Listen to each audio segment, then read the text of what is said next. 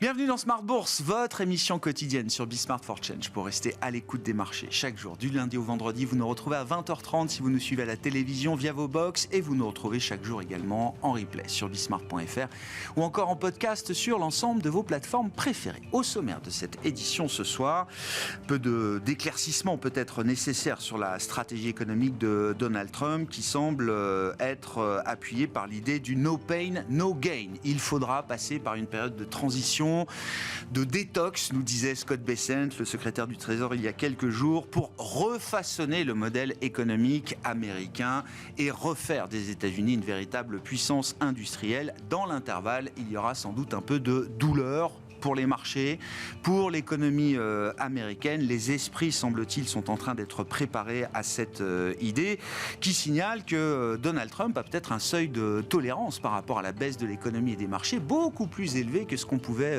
imaginer au regard de ce qu'on avait pu observer d'ailleurs à l'occasion de son premier mandat. C'est la question du moment pour les investisseurs avec une série de séances compliquées quand même derrière nous, particulièrement sur le marché américain qui se stabilise aujourd'hui, qui tente de se redresser mais qui reste quand même particulièrement volatile. Dans ce contexte et avec ces perspectives de ralentissement économique aux États-Unis, quelles peuvent être les marges de manœuvre de la Réserve fédérale américaine avec bien sûr l'épée de Damoclès des tarifs de Donald Trump. Nous en sommes au premier étage de la fusée qui vise le Canada, le Mexique et le secteur emblématique de l'acier et de l'aluminium. 25% de tarifs qui ont été confirmés aujourd'hui pour ces matières premières et ce secteur de l'acier et de l'aluminium. Le moment de vérité viendra un peu plus tard, d'ici quelques semaines, après la publication d'un rapport attendu du Trésor sur les déséquilibres commerciaux que subissent les États-Unis et la possibilité d'une vague de tarifs un peu plus générale à compter du 2 avril prochain. Voilà donc pour la situation. L'inflation américaine se modère un peu plus que prévu au mois de février. Nous verrons si cela permet à la Réserve fédérale américaine de modifier un petit peu son message à l'occasion de la communication la semaine prochaine, à l'issue de la prochaine réunion de la Fed, dont on attend toujours qu'elle maintienne un statu quo sur les taux directeurs actuels. Et puis dans le dernier quart d'heure de Smart Bourse, pour évoquer le grand tourbillon Trump, nous nous focaliserons sur le secteur des matières premières avec Benjamin Louvel, le directeur de la gestion matières premières d'Ophir Invest AM, qui sera avec nous donc en plateau dans le quart d'heure thématique de Smart Bourse ce soir.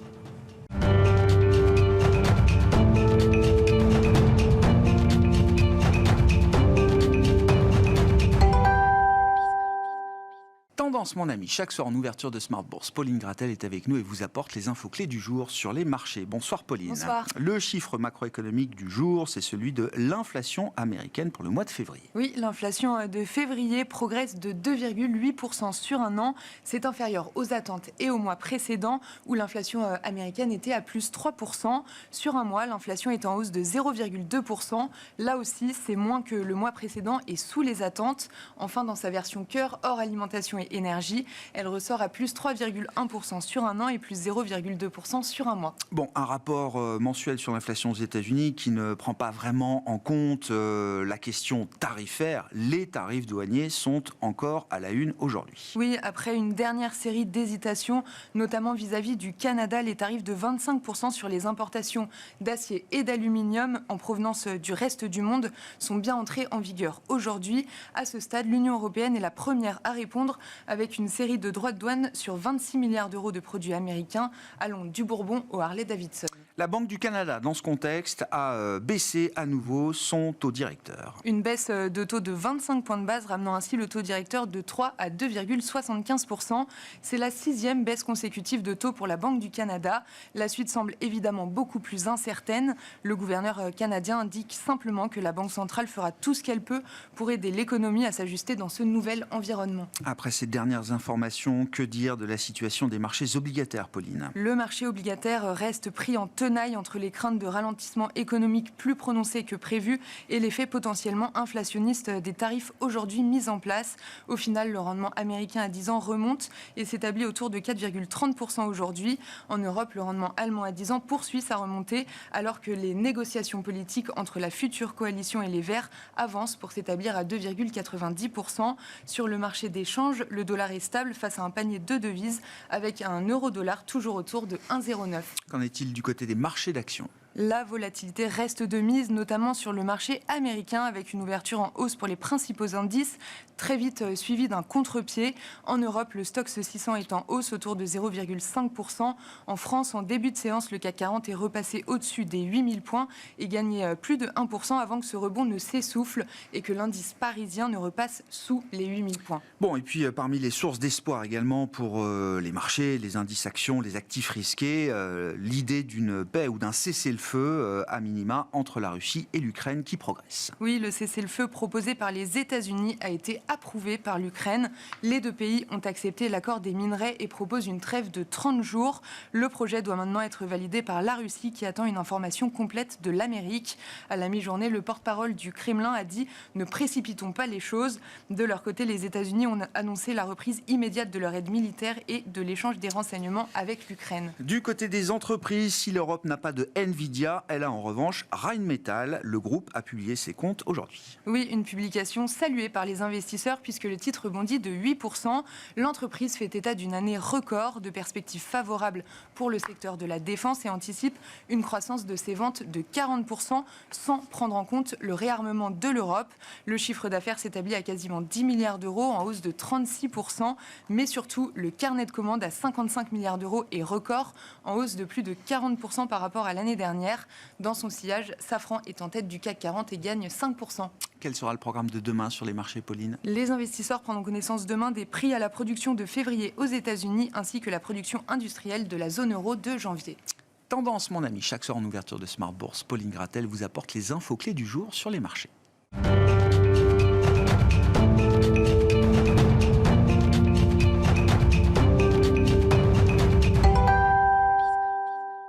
Trois invités avec nous chaque soir autour de cette table pour décrypter les mouvements de la planète marché. Nicolas Brault nous accompagne, directeur associé chez Autingre Banque Privée. Bonsoir Nicolas. Bonsoir Grégoire. Pierre-Olivier Beffy est avec nous également, gérant et chef économiste chez Boussard et Gavaudan. Vous êtes également président fondateur de l'association L'Éco à venir. Bonsoir Pierre-Olivier. Bonsoir Grégoire. Et Vincent Lecartier est également à nos côtés, responsable de l'allocation d'actifs chez WeSave. Bonsoir Vincent. Bonsoir Grégoire. No pain, no gain, ça semble être la stratégie, de plus en plus explicite d'ailleurs, chez Donald Trump et les membres clés de son cabinet, la nouvelle stratégie économique de ce début de second mandat de Donald Trump. On a franchi la barre des 50 jours depuis son installation à la Maison-Blanche le 20 janvier dernier, avec l'idée que l'économie américaine va devoir traverser une période de transition, nous dit Donald Trump. Scott Bessent utilise l'idée d'une période de détox, de désintoxication pour l'économie américaine, avec l'objectif de refaçonner un modèle économique un peu différent, plus industriel qu'il ne l'est aujourd'hui. No pain, no gain. Comment est-ce que ça résonne à l'oreille d'un investisseur et d'un gérant d'actifs, Vincent ? Je pense qu'il faut essayer de comprendre, essayer, je dis bien, de comprendre la logique. J'ai l'impression qu'on fonctionne exactement à l'inverse de son premier mandat, où il avait été d'abord généreux avec des baisses d'impôts, de la dérégulation, et ensuite il était passé sur la partie désagréable qui était les hausses tarifaires. Pour des raisons techniques, en fait, il ne peut pas le faire cette fois-ci dans ce sens-là. Donc il est obligé d'attendre que le Parlement lui donne son soutien pour la partie baisse des impôts. Donc il fait ce qu'il peut faire, c'est-à-dire déjà la partie je frappe, sur la partie tarifaire, ou je menace de frapper sur la partie tarifaire. Je réduis les dépenses, tout ça pour avoir derrière effectivement une pression sur l'économie, ce qui lui permet de dégager déjà quelques avantages, des taux d'intérêt plus bas, autrement dit un accès au crédit moins cher pour l'ensemble des acteurs et notamment pour l'État. Un pétrole qui reste bas. Donc ça aussi, pour le pouvoir d'achat ou pour les marges bénéficiaires de beaucoup d'entreprises, c'est plutôt une bonne nouvelle. Un dollar qui s'est réaffaibli. Donc là aussi, globalement, c'est de la compétitivité pour les entreprises américaines, donc plutôt un facteur, je pense, favorable. Donc il y a quand même un certain nombre de facteurs pour moi, neutralisant le côté désagréable. Il n'y a pas que des échecs dans les 50 premiers jours de Donald Trump. Et on est focalisé sur la partie action, mais il faut se rappeler que la partie obligataire gagne depuis le début de l'année, et que les portefeuilles des ménages américains sont mutualisés. Il n'y a pas que des actions. Dans le 60-40, il y a aussi une partie obligataire. Donc il y a une partie qui vient compenser la baisse des actions, qui avait été spectaculaire sur les dernières années. Donc on peut aussi rendre un peu de ce qu'on a gagné. Donc j'ai pas l'impression qu'à ce stade, le pouvoir d'achat des ménages soit spécialement menacé. Il n'y a pas de flambée du chômage. Il y a moins de recrutement, mais pas de hausse du chômage. Donc j'ai l'impression que pour le moment, le risque d'avoir une récession par un effondrement de la consommation, il reste modéré à ce stade, de mon point de vue. Et donc ce qu'on peut essayer d'attendre ensuite, ce sont les baisses d'impôts qu'il va falloir essayer d'arracher aux parlementaires. Et je pense que d'une certaine manière, plus l'économie ralentit, plus c'est facile de négocier auprès d'eux, d'avoir des enveloppes pour aller soutenir le revenu des ménages, le pouvoir d'achat des ménages, ou les bénéfices des entreprises. Donc je pense qu'il y a ce facteur-là, et la déréglementation, la dérégulation, qui elle aussi va venir en soutien de la croissance. Et tout ça dans un calendrier qui est assez serré, c'est-à-dire les 2 ans d'élection à mi-mandat. Ouais. Donc je pense qu'on fait le plus dur maintenant, et que si les Républicains accompagnent cette thèse, on se retrouve à avoir plutôt des bonnes nouvelles avant les élections de mi-mandat. Donc une chance d'être réélu en accompagnant la thèse de l'administration Trump. C'est un pari risqué ? Sur l'exécution, oui. Il y a plein d'endroits. Pour que même Donald Trump en vienne à dire que oui, les marchés vont monter, vont baisser, mais le projet est ailleurs et on est là pour reconstruire les États-Unis, qu'il y aura un peu de douleur, a little disturbance, but we're okay with that, etc. C'est assez nouveau dans la bouche d'un Trump qui a plutôt l'habitude de n'afficher que des victoires, quelles que soient les situations. Tant qu'il ne peut pas mettre en avant des baisses d'impôts, je pense que le pari est risqué. Donc pour moi, en fait, c'est ça l'enjeu, c'est ce timing, cette différence de timing entre la partie on fait souffrir et la partie on récompense. Pour moi, c'est ça le danger. Il y a la Fed quand même en soutien potentiel. On verra. Oui, on verra. Potentiel. Le prochain rendez-vous avec la Fed, c'est effectivement la semaine prochaine. La dernière fois que Jérôme Powell s'est exprimé, c'était il n'y a pas très longtemps, je crois, il y a même pas une semaine, pour nous dire qu'à ce stade, la Fed n'avait toujours aucune urgence à baisser les taux et qu'il était encore trop tôt, selon lui, pour intégrer pleinement les résultats économiques de la politique poursuivie par Donald Trump. On verra si la semaine prochaine est un moment différent de ce point de vue-là. Nicolas Brault, quand vous entendez Trump parler d'une période de transition, qu'est-ce que ça peut vouloir dire pour vous, en tout cas ? Juste par rapport à cette expression qui est récente, ça m'inspire 2 commentaires. Le premier, je pense qu'il est tout de même surpris des effets qu'il a créés, dont il peut, pour certains, en effet, se réjouir. La baisse du coût de financement, ça c'est un résultat qui est incontestable. Et comme tout le monde s'attendait à une tension parce que c'était inflationniste et que l'État fédéral est très, très endetté. Donc tu as absolument raison de dire que c'est sous-commenté. Et il l'a bien affiché comme étant l'objectif premier. C'est ça qui est fascinant. Il est néanmoins surpris.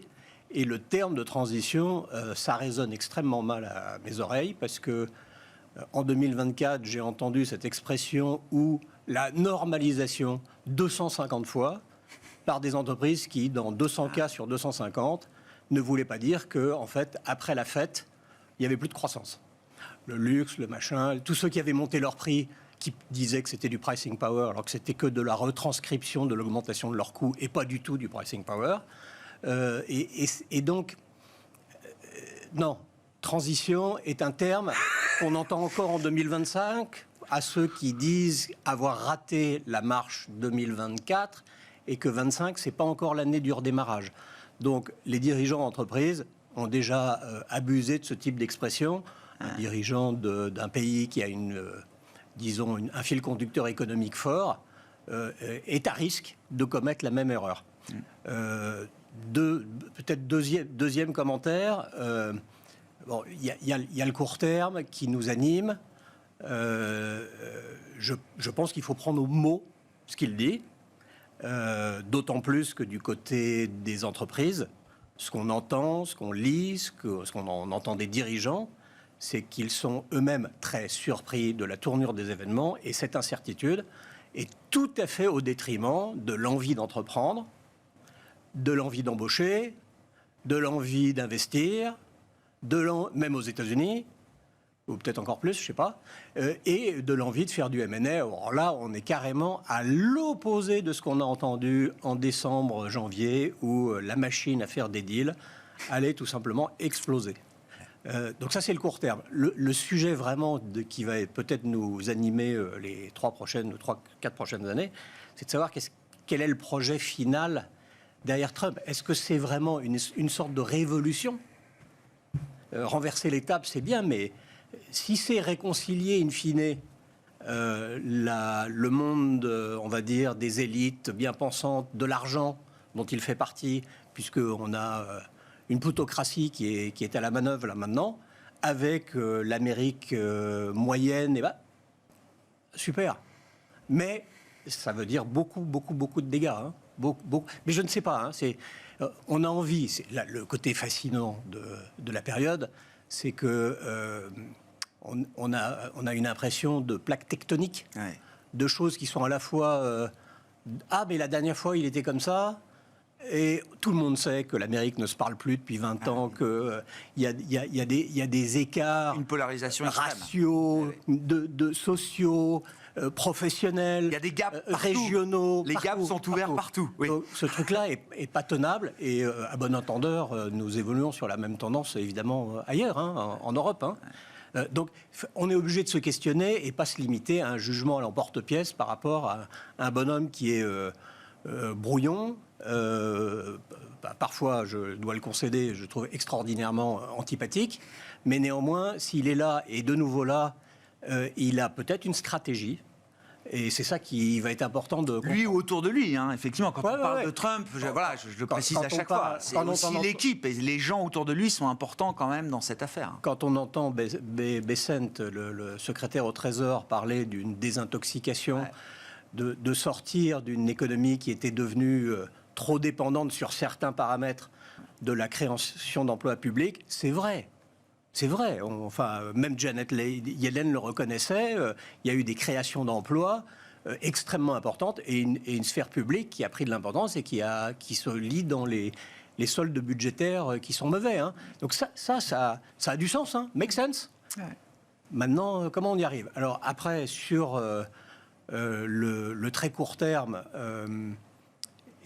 il y a aussi par rapport à cette déclaration de transition, il y a un effet momentum dans les choses. On connaît ça quand on achète des actions. Hein, les marchés de momentum à la hausse, mais aussi à la baisse. Oui. En général, il y a une certaine inertie. Quand on révise plus à la hausse, c'est marrant, le coup d'après, on révise à la baisse. Il y a quand même, autour des earnings qui vont sortir à partir de la mi-avril, ça risque d'être intense. On a révisé un peu à la baisse, les earnings américains. Hein. C'est léger, mais quelques points. Mais on ne les révise plus à la hausse. Ouais. La séquence de publication à mi-fin février était bonne, mais le passé. Oui. Et ce qui est sûr, c'est qu'on révise tous, plus ou moins, à commencer par les dirigeants, à la baisse, la perception qu'on avait du futur. Alors ça, c'est un changement radical. D'ailleurs, c'est hyper sain.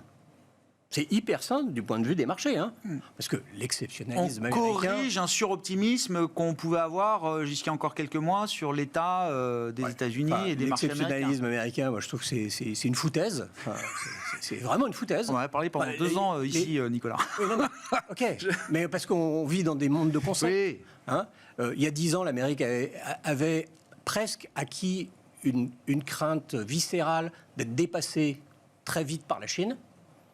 Là, elle a sombré provisoirement dans une arrogance qui n'est pas que trumpienne, hein, qu'on a entendu chez des conseillers financiers, des stratèges, des dirigeants de Wall Street. Le patron de Goldman Sachs qui met un tout petit peu d'eau dans son vin, j'ai l'impression, cet après-midi. Et l'Amérique est la meilleure, mais elle n'est pas exceptionnelle, elle ne marche pas sur l'eau. Et elle est surtout la meilleure quand elle est paranoïaque. Là, elle est très très forte, très très forte. Oui. Mais elle reste soumise aux lois de la physique et de la gravité. Bon, on a envie de positiver, hein. C'est quand même des gens qui nous... Si on parle d'eux tout le temps, c'est qu'il y a des raisons.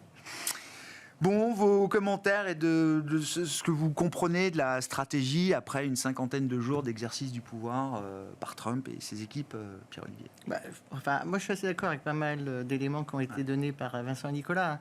Je rappellerai un point, d'ailleurs, qui a aussi bien été dit, c'est que depuis 2019, aux États-Unis, sur les 7 millions d'emplois, il y en a 3,5 millions qui ont été faits d'emplois publics.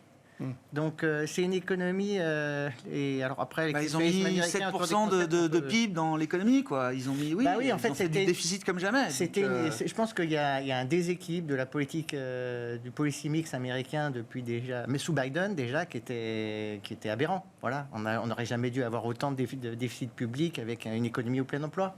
Donc je dirais que je veux pas soulager, je dirais Trump de sa communication. On peut juger sa politique, etc. Mais dans le no pain, no gain, il y a aussi l'idée que l'argent est plus gratuit depuis un an et demi, et qu'avec les charges d'intérêt qui montent, de toute façon, il n'y a plus les marges budgétaires. Donc, il y a un passage qui va être rude. Et peut-être aussi, d'ailleurs, qu'à un moment, ça reviendra en Europe, ça aussi. Parce qu'aujourd'hui, on met de l'argent de partout avec la dette. On est à fond renversé, là, maintenant. Voilà. Oui. Donc en France, d'un seul coup, on n'a plus de problème budgétaire. Mais enfin, on était même précurseurs. Par-dessous, il y a quand même des éléments qui... Voilà, donc moi, je pense qu'il y a une vraie transition là-dessus, que ça, c'est important. C'est un projet ambitieux, mais nécessaire, de corriger quand même en partie ce déséquilibre sorti de Covid de l'économie américaine. Alors ça, je me rappelle, c'était une question qu'on se posait l'année dernière sur ce plateau, c'est est-ce que vraiment ils veulent faire? Voilà, il y a deux niveaux. Est-ce qu'il veut simplement garder ses marges de manœuvre, garder son déficit comme il est, et c'est déjà pas mal, ou alors vraiment faire encore plus d'expansion budgétaire, ou alors réduire vraiment. Voilà. Moi, j'ai l'impression que c'est encore un pari pour l'instant de réduire vraiment le déficit public américain. Je pense que un des dangers qu'on a aujourd'hui, c'est que sans doute, on sait qu'une partie de la réponse, c'est d'avoir des taux réels beaucoup plus bas qu'aujourd'hui. Voilà, donc il faut que la Fed capitule. Le problème, c'est que la Fed, pour capituler, il faut peut-être que l'économie est bien mal. Voilà. Donc moi, ce qui me fait un peu peur dans la séquence en termes de pour l'année, après on parlera des marchés, du tactique, non mais c'est intéressant, mais c'est donc un espèce de chicken game entre Trump et la Fed qui va cligner de l'œil le premier. Et Trump espère, avec tout ce qu'il met en place, que c'est la Fed qui va capituler la première, et que lui pourra garder un cap stratégique avec le soutien de taux réels plus bas. Une des stratégies, c'est de mettre l'économie à mal et expliquer que c'est de la faute de la Fed. Parce que quand même la Fed a une part de la responsabilité. Je veux dire, alors moi je suis assez peu inquiet de la consommation aux États-Unis. Je pense que d'abord, les récessions, mais il n'y a jamais de la consommation, c'est toujours l'investissement. Mais par contre, sur l'investissement, c'est rouge de partout. Ah bah oui. On a l'investissement immobilier avec les mises en chantier qui vont être baissées, et ça, c'est à cause de la Fed. Ouais. Voilà. Les taux immobiliers sont extrêmement élevés. On a l'investissement public qui est en train de s'effondrer. Bon, ça, c'est de la faute de Trump. Mais bon, Et puis, on a l'investissement des entreprises qui subit, en fait, pour moi, un énorme choc de déglobalisation. C'est en train de après, on peut mettre les tarifs dans tous les sens, les contre-tarifs, mais on a bénéficié, je dirais, dans les années 2000, 2010, d'un énorme élan de mondialisation qui a créé beaucoup de croissance. Là, on a de la déglobalisation, mais qui arrive très, très vite. Donc, sur l'investissement, c'est très, très rude. Moi, je pense que quand même, le scénario n'est pas très enthousiasmant sur l'économie américaine, peut-être même l'économie mondiale cette année. Dans l'enquête auprès du moral des patrons de PME américains, NFIB hier, c'est quand même la base électorale de Trump, c'est une enquête très républicaine. Effectivement, la baisse de la proportion des patrons d'entreprises qui sont prêts à étendre leur business dans les 6 prochains mois est violente. Sur un mois, sur 2 mois, c'est quand même assez violent. Oui, tout à fait. Et puis, le problème, c'est qu'il va y avoir un décalage entre la perception... aujourd'hui, on a beaucoup de peur par rapport à tout ce qu'il a dit, on voit les gens, le Doge, on dit voilà, c'est catastrophique, mais pour l'instant, il n'y a rien dans les données. De toute façon, la plupart des données ne le reflèteront pas si facilement. D'ailleurs, il y a par exemple les données d'emploi dans les claims. Quand on est fonctionnaire, on ne touche pas les allocations chômage comme ça. L'ADP, il n'y a pas assez l'emploi privé, etc. Donc il y a les payrolls. Les payrolls, c'est souvent un peu retardé pour des raisons méthodologiques. Donc voilà, il y a pas mal d'effets statistiques qui font que tous ces effets, on les verra peut-être un peu plus tard dans la séquence par rapport à tout ce qui est dit aujourd'hui. Bon. Mais malgré tout, c'est quand même un bon choc d'offres négatif, et il y a aussi un choc de demande négative. Donc en fait, je pense quand même un des enseignements, parce qu'il y avait un gros débat, je me rappelle, en fin d'année là-dessus, c'est de se dire les tarifs, c'est hyper inflationniste. En fait, finalement, on s'aperçoit que le plus gros risque aujourd'hui est sur la croissance et pas sur l'inflation. Voilà. L'inflation, ça peut rester... c'est persistant, mais il n'y a pas de choc inflationniste qui vient.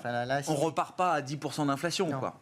Et le problème, c'est que on a plus peur maintenant que l'économie. Si l'économie lâche, il y aura de la désinflation. Donc ça peut compenser l'effet inflationniste des tarifs. Ouais, et donc sur le court terme, là, Jérôme Powell s'exprime la semaine prochaine à l'issue du FOMC. Il a déjà des éléments qui lui permettent d'avancer dans son discours ou d'être toujours sur l'idée d'une pause sans urgence. Alors je pense que c'est de quand bouger. même un meeting extrêmement important pour les marchés. Moi je le perçois comme ça. Parce que il ne faut pas forcément qu'ils pivotent, mais il faut au moins quand même qu'ils mettent un petit élément d'assurance. Il ne peut pas tenir le discours qu'il a tenu il y a une semaine. Je pense Là. pas, moi. Après, peut-être que je me trompe. Un point qui peut faire que je me trompe, d'ailleurs, c'est qu'il y a quand même un antagonisme politique entre la Fed, l'administration Trump, qui peut un peu brouiller le message. J'attends pas à ce qu'il annonce qu'il va couper les taux, ou alors tout de suite, ou en mai, etc. Mais ça serait bien quand même qu'il ouvre l'option. Parce que je pense que sinon les marchés auront un peu quand même du mal. Si on n'a pas la perception du Fed put qui revient, c'est un peu compliqué. Mais la séquence peut être favorable.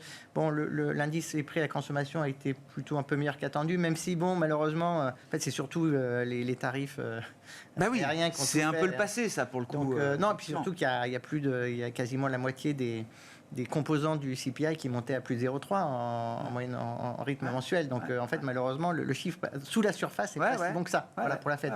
Après, il y a le Michigan vendredi, je pense qu'il y a un chiffre important. Une partie de la correction a commencé aussi sur ce chiffre-là, avec les anticipations d'inflation qui ont monté. Ça peut être très volatile, peut-être que ça peut un peu rebaisser.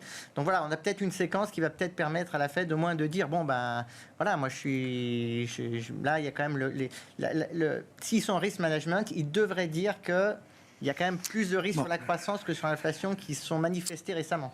Après, il y a un sujet politique au milieu de tout ça. Voilà, exactement. Vincent, c'est quoi où est-ce que vous voyez effectivement alors, les seuils de douleur sur le marché qui feraient que quelqu'un interviendrait, ou la Fed, ou Trump qui changerait de stratégie, ou je ne sais pas, des entreprises aussi qui pourraient peut-être, après avoir soutenu Trump, monter un peu au créneau, mettre de la pression.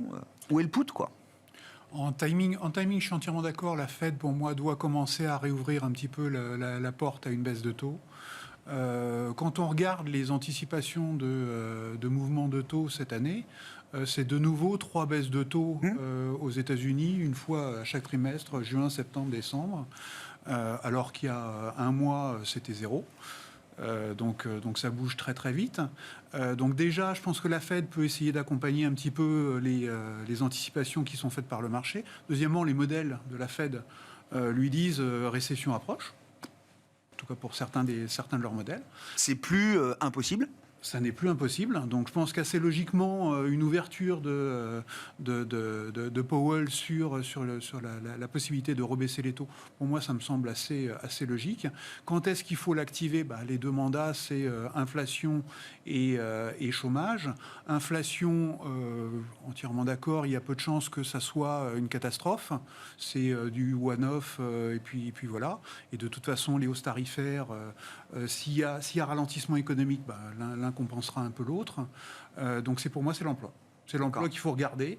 Et je pense que c'est prématuré pour la Fed de faire quelque chose. Mais par contre, elle peut dire, il y a quelques indicateurs qui commencent à se dégrader. On surveille ce point-là beaucoup plus encore que l'inflation. Et nos prochaines décisions seraient... Il peut nous dire qu'il est d'accord avec le pricing de marché, par exemple. Exactement.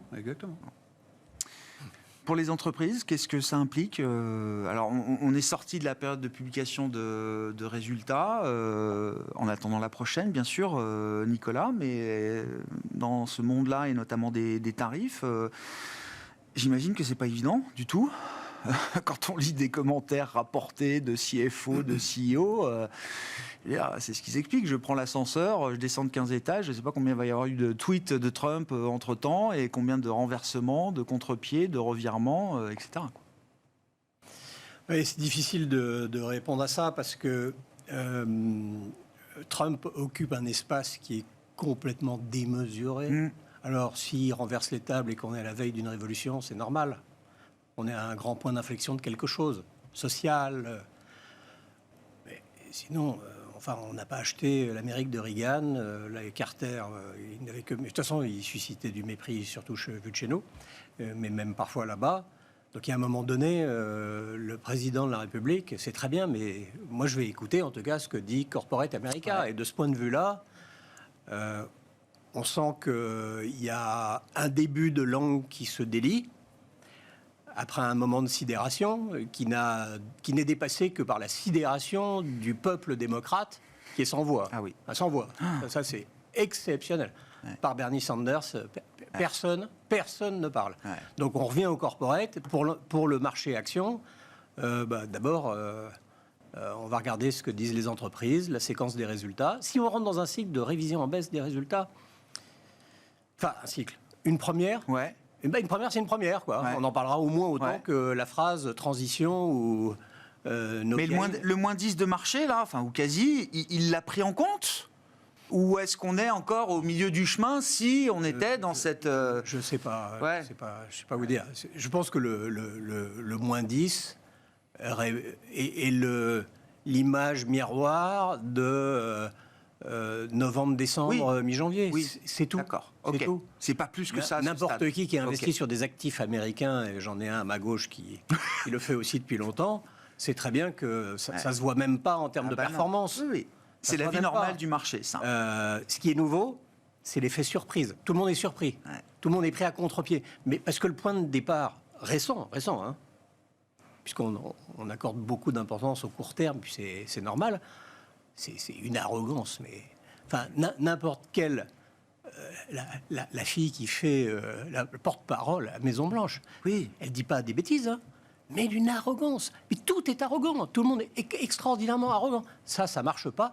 Et moi, je trouve ça génial qu'en 2 mois, cette chose-là soit en train de voler en éclats. Alors, de là à basculer dans la récession est à nos portes, Ouais, ok. ça, on connaît. Ça fait quand même 4 ans que le risque de récession, il y a eu l'été dernier, là, ça a duré le 2 août, 5 août, jusqu'au peut-être 8, on était en vacances.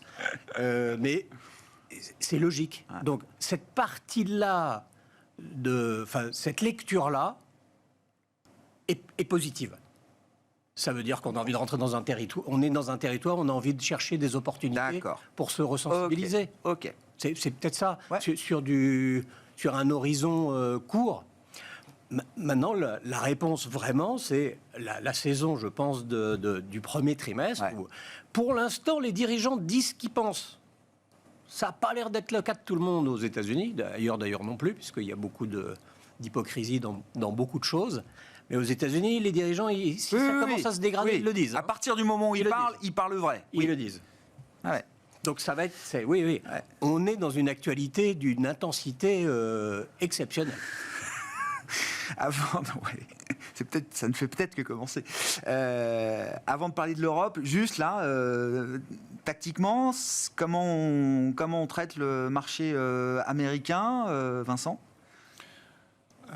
Pour moi, si vous êtes comme moi, si vous pensez qu'effectivement il va y avoir du meilleur derrière, c'est-à-dire de Ouais. nouveau une phase de baisse de fiscalité et des régulations, C'est plus le moment de vendre alors.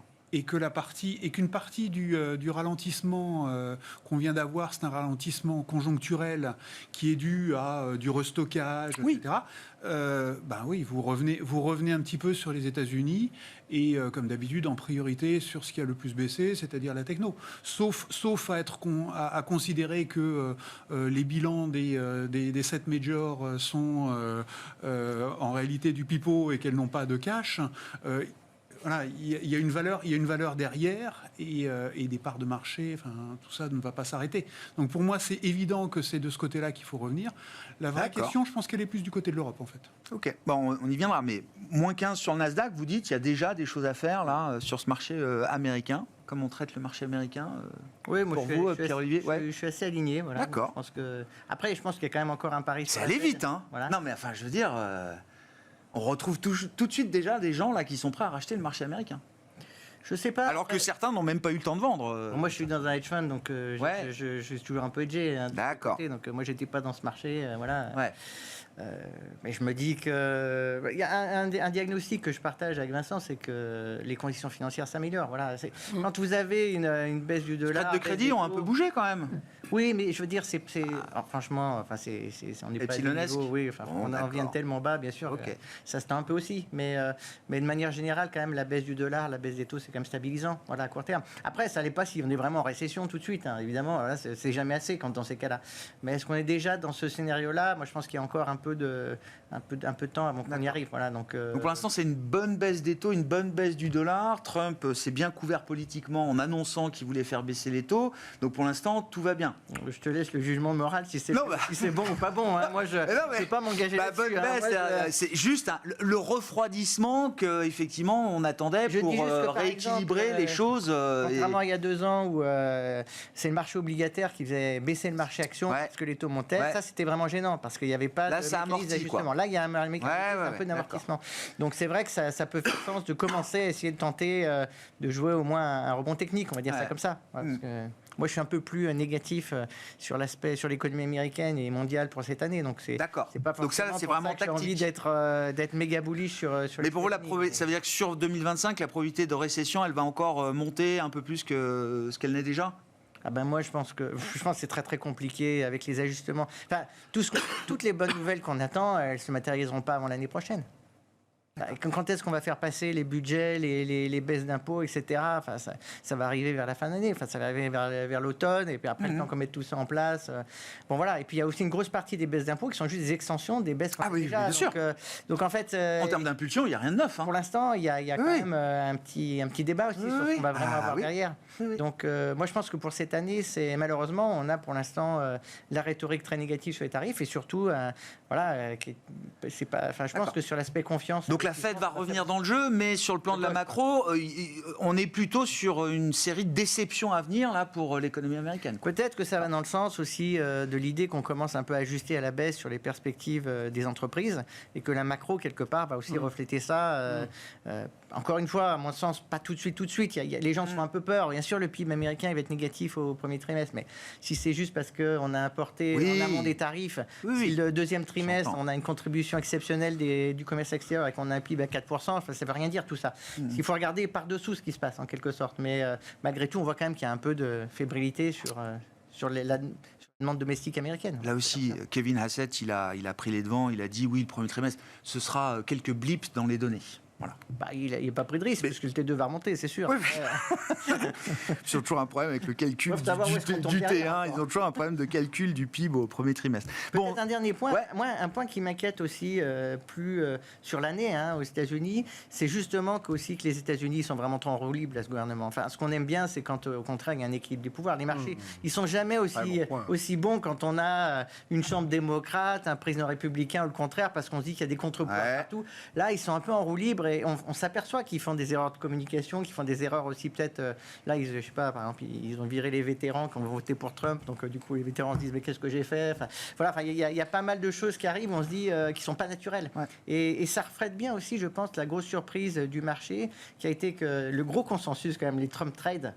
C'était impressionnant en novembre, décembre. Ouais. Ils sont tous enfin aujourd'hui. C'est tout revenu à zéro, oui, bien sûr. C'est assez impressionnant. Oui. Donc il y a un contre-pied qui n'était pas si facile à voir, quoi. D'ailleurs, Trump, il dit à Musk qu'il faut arrêter avec la hache, il faut y aller au scalpel maintenant. Je ne sais pas si ça va être suivi d'effet, mais bon, sur l'Europe, Nicolas, parce que là aussi, à front renversé, beaucoup de choses ont bougé quand même depuis une quinzaine de jours.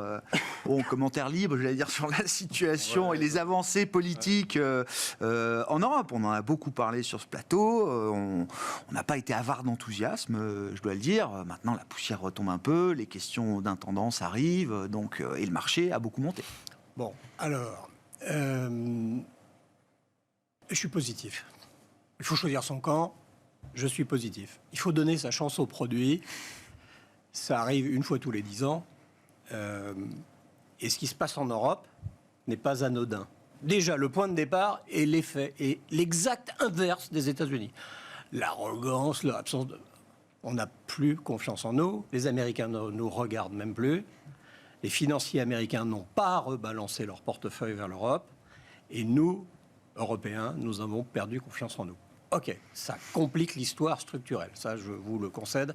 Ça met du temps à se retourner. Néanmoins, partant d'un point bas, en termes de positionnement financier et de confiance en soi, il y a des éléments importants. Ah, zut, on va reparler de Trump. ben, ils nous bottent les fesses et on bouge. C'est bien. Les Anglais et les Français se reparlent, les Allemands, et puis on a un pivot de l'Allemagne. C'est quand même extraordinaire qu'un pays notoirement laxiste sur le plan budgétaire, les États-Unis d'Amérique, adopte un espèce de discours de policy mix de rigueur budgétaire, alors qu'un pays unanimement identifié comme étant rigoriste, l'Allemagne, s'apprête à enfoncer une énorme brèche là-dedans. Donc, quand c'est les Allemands, tout le monde les regarde. Si c'est français, c'est sympa. Ouais. On parle de Macron, on fait trois interviews à la télé américaine, mais il n'y a pas de suite. Donc, ce qui se passe en Allemagne, indiscutablement, est intéressant. Et il est intéressant pour notre propre confiance citoyenne. Je pense, hein. Donc, est-ce que ça va avoir un impact sur la confiance des ménages et la propension à consommer ? On a quand même dit toute l'année dernière que les taux d'épargne avaient monté en Europe. Blablabla. C'est vrai partout, hein, c'est pas qu'un phénomène français. Donc, il y a du pent-up demand. Sur le plan financier, il y a eu, depuis la guerre en Ukraine, 3 ans, 255 milliards de dollars de sortie de capitaux de l'Europe. En 3 mois d'arrêt de baisse ou de légère montée, il y a eu Combien sont revenus 4% D'accord. de revenus, 10 milliards. Ok. Autant dire que si l'histoire mérite d'être un peu jouée, pour l'instant, on n'a rien vu. Hein. D'accord. On n'a rien vu. Ouais. Rien vu. Du point de vue corporate, le sujet Trump, toute l'année 24, il était en filigrane, mais depuis septembre, il était omniprésent. Oui. On a posé 0 question. Qu'est-ce qui se passe si Kamala Harris est élue, alors que Trump, les tarifs, et perdre vos talents et perdre ceux qui allument la lumière dans vos usines, était un sujet posé à tous les dirigeants en Europe. Ils n'ont pas la réponse. Ils ne savent pas plus que les Américains, et peut-être que nous, où le monde va, mais ils savent où ils ont envie d'aller, de quels moyens ils disposent. Et moi, j'ai été frappé, depuis octobre, d'une gestion saine, lucide, de ces sujets-là. Face à un tarif, on va voir ce qu'on fait. Aller ouvrir une usine aux États-Unis pour 10% de mes ventes aux États-Unis, sachant que j'aurai aucun avantage compétitif, peut-être que je vais renoncer à ces ventes ou j'augmenterai mes prix. Ouais. Et quand on pose la question, dans pas mal de cas, mais vos concurrents américains, alors ils vont avoir un avantage compétitif majeur, la réponse est souvent, on ne va pas généraliser, hein, souvent, à eux, ils fabriquent 100% en Chine. Donc je viens à un sujet qui me tient à cœur, le désarrimage industriel, l'économie de la connaissance, c'est autre chose. Mais des biens de la Chine, impossible. Tout ça, ça ne marchera pas. Ni de la Chine, ni du Mexique, où toutes les entreprises américaines vous disent Bien sûr. mais j'importe des trucs, Mais bien sûr. et puis je les renvoie au Mexique pour une transformation, Ça puis ça traverse revient. 12 fois pour une voiture. Et il y a je ne sais combien de dizaines, quinzaines de milliers de camions qui passent tous les jours à chaque point de frontière.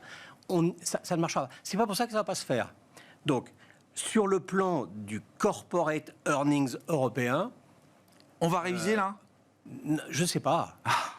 Pour la première fois, on commence une année avec des estimations à laquelle on ne croit pas. T'as la synthèse des analyses, on ne croit pas. Et à l'issue de la première période de publication, il n'y a pas de révision à la baisse. Ouais. Il y a une petite révision à la hausse. Il faut être clair, on est quand même dans une machine à laver où on retient les cas bons ou les cas mauvais. Je comprends. Mais en dynamique, dérive seconde, allez s'étirer par les cheveux, d'accord. Mais- On a envie d'un peu de positiver. Ouais. Un peu. Ok. Mais ça veut... Donc l'Europe a une place dans les portefeuilles et pourrait avoir une place stratégique un peu plus importante peut-être demain Sachant à que- terme. Sachant que 60% des bénéfices de l'Europe sont réalisés en dehors d'Europe, ce qui se passe aux États-Unis, sur un malentendu, si c'est toujours bon, ça D'accord. sera bien. Et si c'est meilleur, ça veut dire moins exécrable en Chine. D'accord. Parce qu'on a quand même fini l'année 2024 où il y avait les États-Unis et le reste du monde. Donc c'est intéressant parce que ça veut dire que si c'est les indices large cap qui montent en Europe, c'est essentiellement parce que la part du chiffre d'affaires réalisé aux États-Unis est importante et que les États-Unis continuent d'aller bien. Si c'est les small et mid cap, comme on a vu avec le MDAX allemand, qui se mettent à rebondir et à se réveiller, c'est plus lié à l'Europe qui se muscle elle-même. Oui, et puis les regards vers la Chine, hein, c'est encore empreint de beaucoup d'incertitudes, mais là aussi, en dérivée seconde, ça s'améliore. Vincent, sur l'Europe. On relance la défense, mais une bonne partie va partir aux États-Unis, parce qu'on ne peut pas monter en cadence immédiatement. L'effet multiplicateur keynésien, il est très faible là-dessus, donc de toute façon, on aura peu d'impact. Et ça ne peut arriver qu'à partir de 2026. Donc rien pour cette année en termes de hausse de croissance. Donc je ne crois pas à ce que cette partie-là nous aide. Pour la partie infrastructure en Allemagne, c'est étalé sur 10 ans. Là encore, je pense que le temps que tout soit voté, etc., c'est au mieux en fin d'année, plutôt 2026. Donc moi, je ne crois pas à des révisions en hausse par le côté domestique européen. Ça, j'y crois absolument pas pour cette année. Pour l'année prochaine, oui, mais pas pour cette année. Okay. Donc ensuite, ça dépend de votre horizon. Si vous investissez pour 2025, pour moi, ça n'a aucun intérêt. Donc nous, c'est déjà joué, quoi. Nous, on est plutôt dans l'idée de prendre des bénéfices. Par contre, si vous êtes en buy and hold, ce que sont un certain nombre d'investisseurs, donc le 10 milliards à ce moment-là est nettement insuffisant et il y a des tas des flux à venir qui doivent encore venir. Et à ce moment-là, effectivement, vous restez positionné, mais c'est peut-être pas pour tout de suite que vous aurez le retour sur investissement. Pour finir, Pierre-Olivier. Ouais, rapidement, je pense que ça faisait 2 ans qu'on attendait que les marchés européens surperforment. Ça arrivait tellement vite. Je pense qu'il y a pas mal de gens qui ont été surpris, bien positivement quand ça faisait. Il y a eu des séquences courtes quand même sur les 2-3 dernières années. Octobre 22, octobre 23, on a à chaque fois des rebonds importants de l'Europe. Voilà, c'est vraiment quelques semaines. Je pense là, oui. J'ai vu ça depuis 2 ans. Donc, voilà. Oui. Mais non, après, il y a quelques éléments, je suis d'accord, qui font que peut-être qu'une partie, au moins tactiquement, du rallye est un peu plus difficile. L'euro remonte, donc ça veut dire il y a beaucoup de gens qui disaient la baisse de l'euro, c'était génial pour les profits des boîtes, des grosses boîtes notamment, donc ça sera un peu moins sympathique. Ouais. Et puis, puis les taux remontent aussi. Donc, ça veut dire qu'il faut faire attention aux multiples. On n'achète plus un marché qui est haï, dont personne ne veut, etc. Voilà, donc ce sera sans doute, il y aura peut-être un peu plus de stock picking, des choses un peu plus à réfléchir, je dirais, tactiquement à court terme. Après, structurellement, moi, je partage aussi l'idée que quand même l'Allemagne, c'est significatif. Ils mettent presque un point de PIB par an pendant 10 ans, je veux dire. Ça fait 15 ans qu'on en parle, 15 ans que certains d'entre vous l'attendent. Ouais, non, je ne peux pas bouder son... Très bien. Et puis, plaisir, j'en sais un, mais... En tout cas, c'est enclenché, on va dire ça comme ça. Donc ça, c'est le signal est envoyé. Structurellement, c'est bien. Le signal est envoyé quand même. Bon, tout ça à suivre évidemment au prochain épisode. Merci beaucoup, messieurs. Merci d'avoir été les invités de Planète Marché ce soir. Pierre-Olivier Beffy, Boussard et Gavaudan, Nicolas Brault, Autingre, Banque Privée, Vincent Lecartier, WeSave.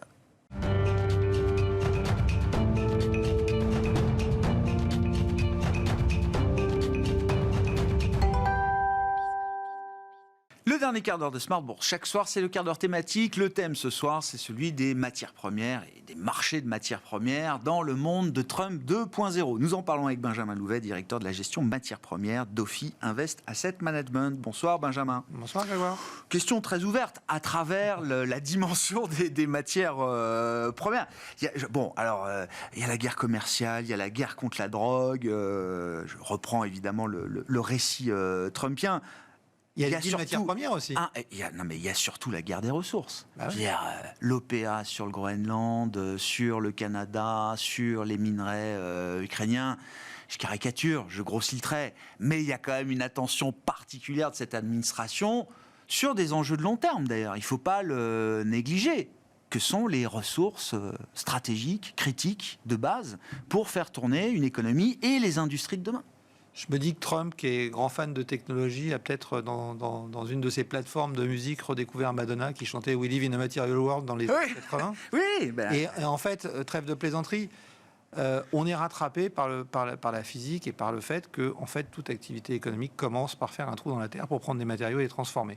Si on part du principe, ce qui n'est pas celui de Trump, on pourra en dire un mot, qu'il faut se passer du pétrole, et quoi qu'il en soit, si on veut faire la transition vers l'intelligence artificielle, la transition digitale, le développement de tout ce qui est data center pour l'IA et toutes ces technologies, on a besoin de métaux et on a besoin de métaux en très grande quantité. On en a évidemment besoin pour la transition énergétique et que Trump veuille exploiter le pétrole jusqu'au bout pour tirer davantage le côté positif que ça a pour l'économie américaine d'avoir une énergie peu chère.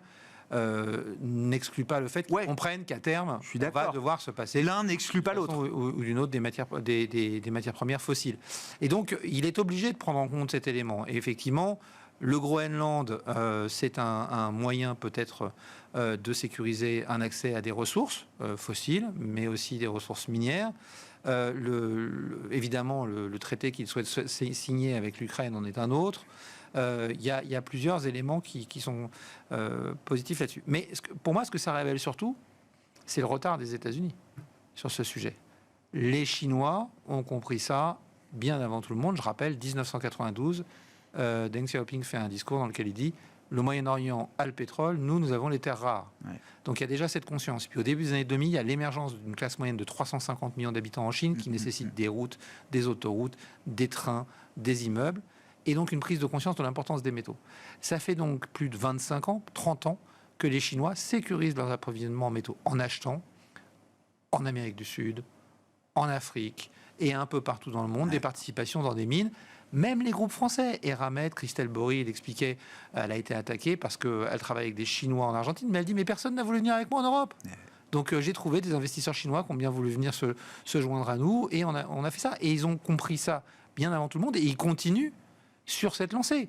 Ils ont mis des restrictions d'exportation sur certains des métaux qui sont indispensables aux technologies de la défense américaine, qui sont indispensables pour les technologies bas carbone, indispensables aussi pour les technologies digitales. Oui, bien sûr. Ils ont, en 2024, la Chine a consacré plus de 20 milliards de dollars à des investissements hors de ses frontières dans le secteur minier. La France, qui s'occupe et qui est en avance en Europe sur ces sujets, espère pouvoir mobiliser 2 milliards d'euros à l'échelle de la France. Espérons qu'on arrivera à emmener avec nous d'autres pays européens qui sont un peu plus longs que nous. Nous, on a eu la chance d'avoir Philippe Varin qui a fait un gros rapport sur ce sujet. Mais la guerre des métaux, on est en plein dedans. Et les métaux comme source comme base de la construction de notre monde moderne, mais de plus en plus les métaux comme source d'énergie, parce qu'encore une fois, on ne fait pas d'électricité avec du vent ou avec du soleil, mais avec un transformateur qu'il faut fabriquer, et il faut des métaux. Avec l'arrivée de Trump, avec en plus la politique tarifaire, et alors là, le vieux gimmick acier, aluminium, et les 25% de potentiellement de tarifs, cuivre. Oui. Donc, que disent les prix de marché ? Enfin, comment les marchés de matières premières réagissent à tout ça aujourd'hui ? Les marchés de matières premières réagissent en se disloquant complètement. C'est vraiment un point qui est important. Pourquoi ? Parce que ça crée donc un différentiel de prix des matières premières entre les États-Unis et le reste du monde. Or, sur un certain nombre de métaux, notamment, on a une cotation à Londres et une cotation aux États-Unis. Ouais. La conséquence de tout ça, c'est qu'avec les craintes de tarifs sur d'autres métaux, comme l'or, eh bien, les Américains sont en train de rapatrier énormément de stock dans leur pays. C'est pareil sur le cuivre. Pour l'instant, il n'y a pas de taxe sur le cuivre qui est prévue, mais Donald Trump en a parlé, a dit, qu'il soit en place, mais il a dit que c'était prévu. On pensait que ça prendrait du temps. Il a dit il y a quelques jours que ça serait pour dans les semaines qui viennent. Et donc, il faut tout de suite repricer le prix du cuivre aux États-Unis.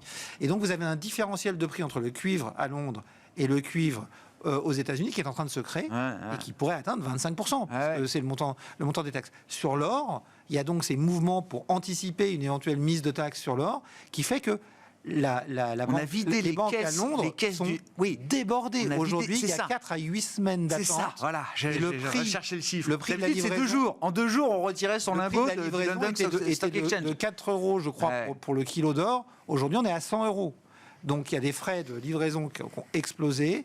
Il y a des coffres qui sont en train de se vider d'un côté de l'Atlantique et de se remplir de l'autre. Et la question, c'est comment ces stocks vont évoluer après. Parce que la logique voudrait que tant que les prix n'ont pas monté de 25% dans le reste du monde, eh bien, ces stocks, ils restent aux États-Unis. Donc, ça fait de la marchandise en moins qui est disponible. Donc, c'est extrêmement compliqué. Ça va aussi entraîner des redistributions. Le Canada est en train de réfléchir à envoyer son acier, son aluminium ailleurs, pour éviter de payer ces taxes. Donc le marché est aujourd'hui un peu stupéfait. Ouais.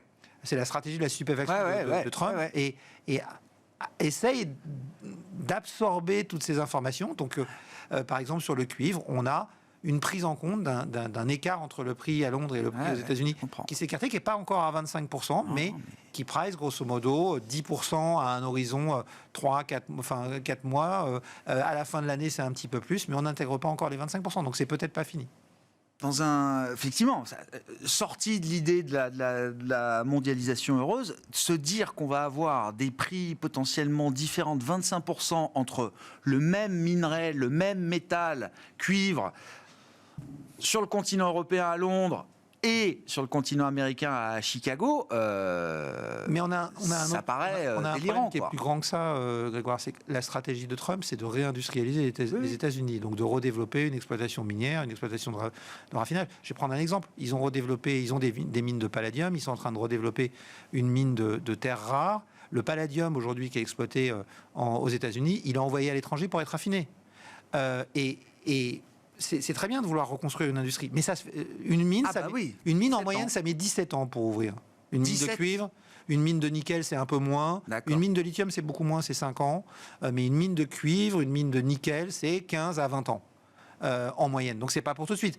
S'il arrive à développer son contrat avec l'Ukraine, le temps de l'exploration, plus de l'obtention des permis, plus de la construction des infrastructures, plus de la construction de la mine, c'est 17 ans.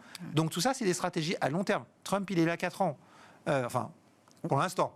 Il est là 4 ans pour l'instant. Donc la question, c'est, on est en train de prendre des paris à très long terme, de mettre en place des contrats à très long terme. Alors c'est bien de gouverner, c'est prévoir, hein, mais en attendant, pour les 4 prochaines années, on aura des prix des métaux qui seront 25% plus chers pour les métaux qui sont soumis à des taxes et pas de possibilité de réagir très rapidement.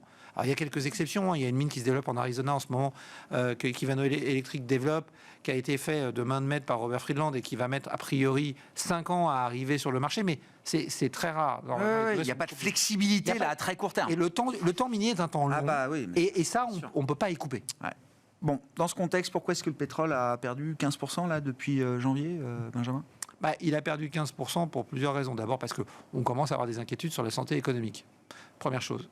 Deuxième chose, vous avez un certain nombre de pays qui avaient baissé volontairement leur production et qui commencent à trouver le temps long. Les pays de l'OPEP et de l'OPEP+, on a certains pays qui commencent à ne plus vraiment jouer le jeu, comme le Kazakhstan. Et d'autres pays ont commencé à annoncer, notamment l'Arabie Saoudite, qu'elle allait remettre progressivement la production qu'elle avait volontairement coupée sur le marché.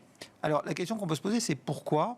Est-ce que c'est un moyen, c'est une concession faite à Trump ? Oui, parce que ça va dans son sens aujourd'hui. Qu'il avait demandé, quand il était au forum de Davos, je vous rappelle, en vidéo, il avait dit j'aimerais que l'Arabie Saoudite nous aide à faire baisser le prix du pétrole.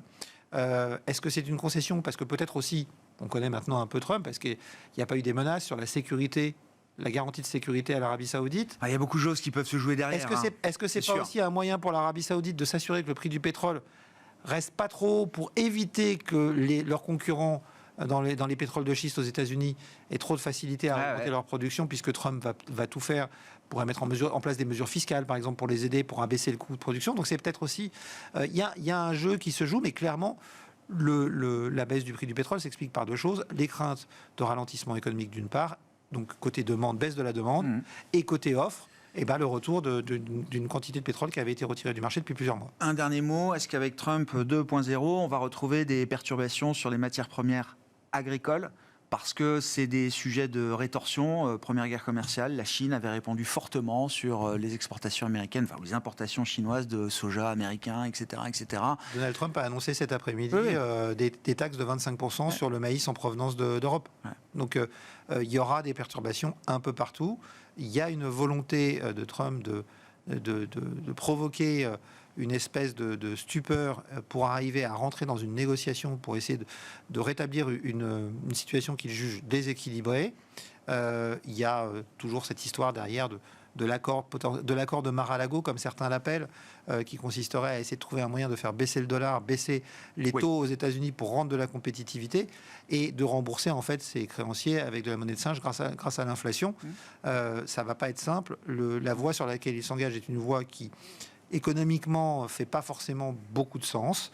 Il va falloir voir aussi comment la population va réagir si l'inflation commence à monter et que, comme Trump a pu le laisser entendre sans le confirmer, on devait entrer dans une phase un peu récessive dans l'année 2025 et potentiellement début 2026. En attendant, ces gains, c'est pour l'instant de voir le pétrole baisser, les taux longs se détendre un petit peu et le dollar lui aussi se détendre un petit peu. Voilà. Tout à fait. Et ça, pour l'instant, ça marche bien. Et pour l'instant, voilà, on trouve un équilibre autour de ça en attendant de voir la suite. Merci beaucoup, Benjamin. Benjamin Louvet, directeur de la gestion matières premières chez Ophi Invest Asset Management, qui est avec nous, l'invité du quart d'heure thématique de Smart Bourse ce soir.